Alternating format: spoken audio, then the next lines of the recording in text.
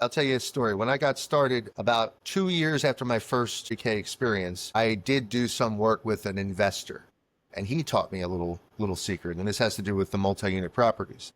He was buying single-family properties and didn't care what the sale price was as long as it was under his line in the sand, and he was hiring me to knock the properties down, zoned RM1, which was the key, which allows for multi-unit properties. So buying as a single family in any condition, complete demolition, rebuild as a legal duplex, and then condo the top and bottom out. So he was getting into it for around 110, 115 on a purchase price. This is years ago. Putting about 330 into a sprinkled duplex, fully built, brand new, ground up, and selling the top units for almost 400 and the bottom units for 350. So he's squeezing $750,000 out of a potentially $450,000 purchase price. That was his business. Oh my gosh. And he was doing it production line style. I took that, and a lot of what I do is this anecdotal stories of successful people that have done things that I've seen, and I share that too. I don't say I did it. This guy did it, but it was great, and I stole his ideas. So now a lot of things that I do PUDs, I do single family conversions to condos, 2-unit, 3-unit, and then I cut them into individual condos and sell them off individually. So I learned that little trick by working for someone else, watching the numbers. And he pulled me aside and said, we make more money when we sell them like this. We spend a little bit more money because we're separating the utilities. We're creating 2 deedable properties. But whether you sell them or even refinance them, you have a single deed when you buy it. You have 2 deeds when you're done. I've got a real estate agent I did a deal with. Now, he financed his whole deal and sold half of the project off, owned the rest of it free and clear. So he bought in and renovated at a price point where the building itself paid for itself and allowed him to keep a unit with no overhead. So all profit at that point. Welcome to the Real Estate Pros Show, where we interview real estate investing professionals from coast to coast, as well as the service providers that serve the real estate investing industry. Our goal is simple: share what's working now to help you improve and scale your business to the next level and meet the pros that can help you get there. Real Estate Pros is powered by Investor Fuel, America's leader in helping real estate investors and professionals build the business you need to live the life you've always dreamed of. Let's start today's show. Property insurance for real estate investors doesn't have to be difficult, but it does need to be there to protect you when you need it. MyInvestorInsurance.com not only provides insurance at 15 to 30% cheaper than traditional agencies, it's built specifically for real estate investors like you.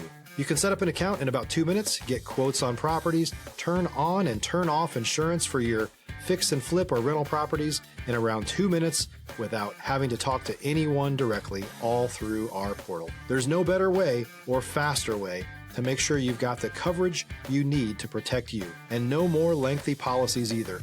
Once you're set up, you're billed monthly and prorated by the day for however long your policy is active. It's powered by MSI, the 3rd largest independent MGA, with 1.5 million customers and more than $1 billion in cumulative premiums written. Get set up today in about 2 minutes at myinvestorinsurance.com/fuel. Hey folks, welcome back to the show. Today's guest is a Pennsylvania-based general contractor and consultant who works with buyers to analyze deals and assemble the right teams. Please welcome Paul Janitis. Paul, welcome to the show. How you doing? Great. It's great to meet you digitally here. And I always like to start off at the top of the show by asking folks how they got into the real estate space. Well, I got into real estate when I turned 19 years old. I got my real estate license, and I actually sold real estate through college. That's the way I paid my way through. When I was finished, I wound up getting involved into construction. I started off putting cable for Comcast into the grounds, and it's grown from there. I opened my own general contracting company, build houses, do full renovations, and now I'm also a consultant, and I work with people to help them assess their own projects, develop their own deals, and help them find financing and contractors. So I'm a licensed realtor in Texas, but from New Jersey, by way of New Jersey. It's very, very competitive for general contractors, Pennsylvania, New York, New Jersey. What was it like starting your business and establishing your business and then scaling it? And were there any major pivot points along the way? Stop living on an island and join the #1 mastermind in America for professional real estate investors. Investor Fuel is a community of hundreds of the nation's top investors working together to build stronger businesses and better lives. In addition to the amazing community of real estate investors acting as a board of advisors for one another, Investor Fuel members have access to 100% funding on purchase and repairs for our members only, a health insurance program, and benefits and discounts that more than pays for the membership of most of our members, meaning it's actually costing you money to not be a member of Investor Fuel. If you're looking to scale your business and build a business that allows you to live the life of your dreams, please visit investorfuel.com today and book a call with our team. Yeah, actually, I started working for other people, obviously, as most people do. And I opened my first company back in 2000, and by 2008, my first full client was financing the renovation of a single family home into a triplex and hired me as a general contractor. But the property she was working on was financed with an FHA 203K renovation loan. So as I did this initial project and became aware of that type of financing, developed a clientele that like and look for renovation financing, and I specialized in doing these type of loans, which are a little bit different than the normal contracting loan. Yeah. With these loans, they ask us to put up some of the money. So your contractor, when you do these type of loans, becomes a part of the project with investing their own funds and getting paid back on draws. So once I got into that world, it became clear to me that that's the way that I want to work. And for the last 15 years, that's what I've been doing, consulting and contracting. I want to get a little bit granular and ask you about that world. You know, this is new to me. I said before the podcast here, I'm interested in it. So maybe give away a gold nugget, but don't give away all the gold, right? Save some for after the show maybe, but for folks in person out there. I know you're involved in teaching out there as well. For people who are both contractors and realtors, I don't know how common that is. It seems to be relatively uncommon, right? Is there often a kind of synergy between both worlds, or do you think that in many cases it's two totally different worlds entirely? They're mostly two different worlds entirely. In my experience with the consulting end of it, we'll bring the realtors in. Some of them are familiar with construction. Some of them aren't. They don't have to be. That's what our job is. Some of them do have construction background and like to get involved after the deal closes. That's usually not the best case, because like anything else, the client has hired a general contractor. Unless they hire the real estate agent to be their general contractor, which would be a conflict of interest, couldn't do that. The realtor is really just going to step on toes or possibly make a complicated situation more complicated. More often than not, the realtors should not get involved in the construction. They can be involved in finding out if the client is having a good experience, relaying that information to the consultant or even possibly to the contractor, but not making contracting assessments or going on to the project. Sorry to burst your bubble, but yeah, we don't want the realtors in there playing around with the contracting end of it. Just like the lenders don't want me talking or playing with mortgages. If you're looking for consistent, high-quality leads, look no further than Investor Machine. Investor Machine isn't just another agency. It's the most sophisticated, data-driven lead generation company on the planet for real estate investors, and serves the role of being not just a lead generator for your business, but a marketing partner that is helping you achieve your goals along the way. Go to investormachine.com to learn more and schedule a call with our team today.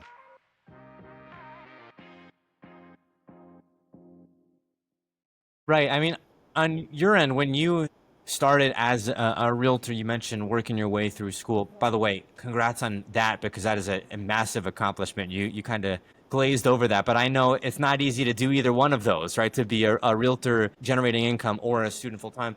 And then to go get your contractor license and to have experience in that realm as well. When you were starting out on your journey, did you have mentors who were able to guide you and say, hey, maybe you can do both of these and this is how they can mesh together? Or did you really see, hey, this is actually something relatively novel and niche that I'm doing that no one else is capitalizing on?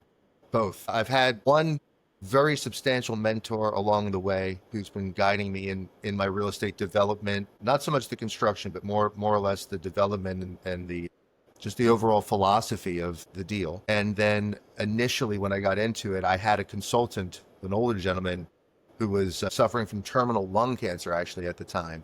And he basically hipped me to what a consultant does and walked me through the project, which if he wasn't as informative and kind to me, these can be a little hairy because they're asking you to manage money in a different way. So this gentleman kind of like guided me through it. And when we got through the project, he was at the end of his life, and he kind of pulled me aside and said, this is something you might want to consider. And he basically showed me how this works. And I took his advice and moved in that direction. That was the first person that brought me into this niche world. I want to pivot a bit here and ask you about creating these kinds of relationships, because I know as someone who previously had no real estate experience, didn't know anybody in the space. I was actually working for Nissan and knew nothing about real estate, to then becoming a wholesaler, then a licensed agent. A lot of it was through real relationships and through networking, but it really could have been sped up. I feel like I spent about a year trying to learn everything myself when the information probably could have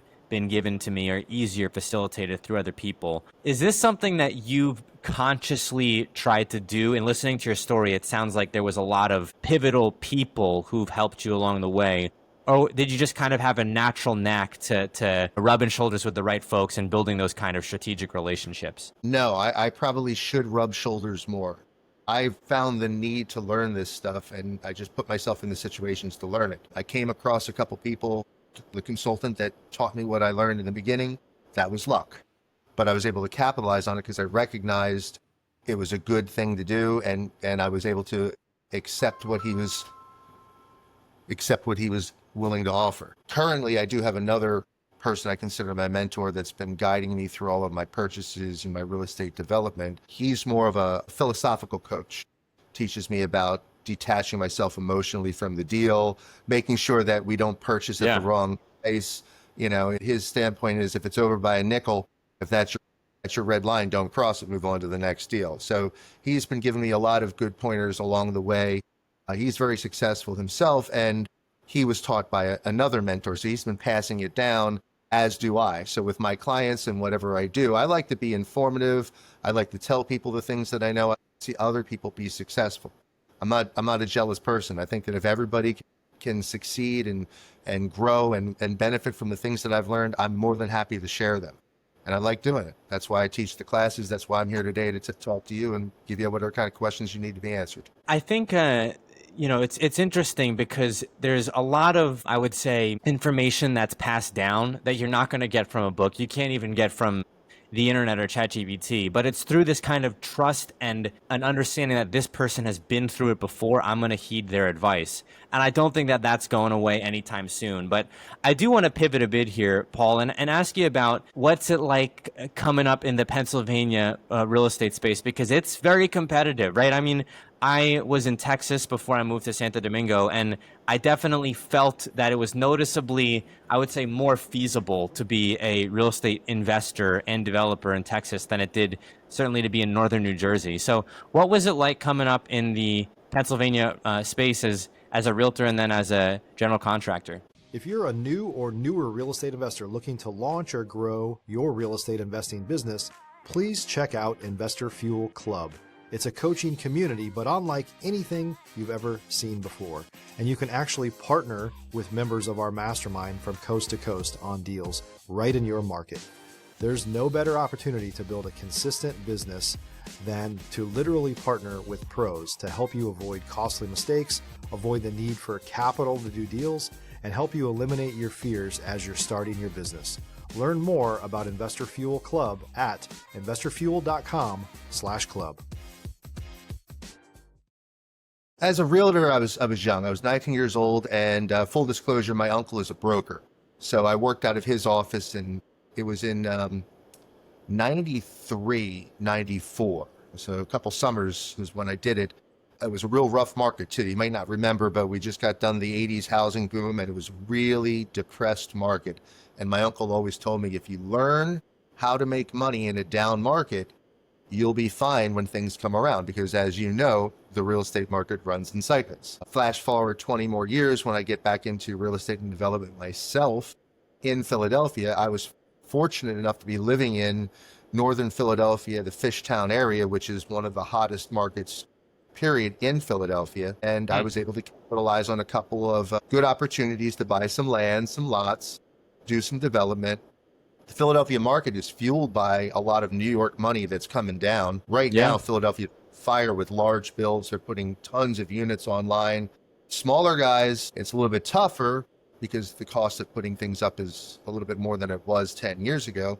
But it's still a pretty vibrant market, more for big money right now than for the smaller guy. But it's a cycle and it'll turn around. Leaves a lot of opportunity. Do you have a specific asset class that you have maybe positive experience or bias towards, or something where you think, hey, I think this is really something that I'm more interested in? For me, I like land deals in Texas. I think the land deals solve a housing crisis. You can do so many different things: RV parks, storage facilities, alternative dwelling units, and so on and so forth.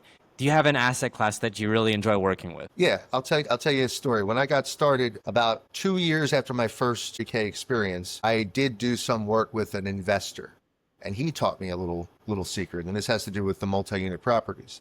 He was buying single-family properties and didn't care what the sale price was as long as it was under his line in the sand, and he was hiring me to knock the properties down, zoned RM1, which was the key, which allows for multi-unit properties. So buying as a single family in any condition, complete demolition, rebuild as a legal duplex, and then condo the top and bottom out. So he was getting into it for around 110, 115 on a purchase price. This is years ago. Putting about 330 into a sprinkled duplex, fully built, brand new, ground up, and selling the top units for almost 400 and the bottom units for 350. So he's squeezing $750,000 out of a potentially $450,000 purchase price. That was his big. Gosh. And he was doing it production line style. I took that, and a lot of what I do is this anecdotal stories of successful people that have done things that I've seen, and I share that too. I don't say I did it. This guy did it, but it was great, and I stole his ideas. So now a lot of things that I do PUDs, I do single family conversions to condos, 2-unit, 3-unit, and then I cut them into individual condos and sell them off individually. So I learned that little trick by working for someone else, watching the numbers. And he pulled me aside and said, we make more money when we sell them like this. We spend a little bit more money because we're separating the utilities, we're creating 2 deedable properties. But whether you sell them or even refinance them, you have a single deed when you buy it. You have 2 deeds when you're done. I've got a real estate agent I did a deal with. Now, he financed his whole deal and sold half of the project off, owned the rest of it free and clear. So he bought in and renovated at a price point where the building itself paid for itself and allowed him to keep a unit with no overhead. So all profit at that point. I want to pivot a bit here and ask you about the regionality of investing and of real estate in general. I think a lot of people like the idea of doing real estate remotely, and I think there's some place for that. But based on my experience, it works a lot better when you have a lot of experience and a lot of expertise in a specific area. And I think it's very, very difficult to do real estate really fully remotely. But do you have any experience or perspective on that? Real estate, land deals, trading paper, selling contracts, you can do that remote.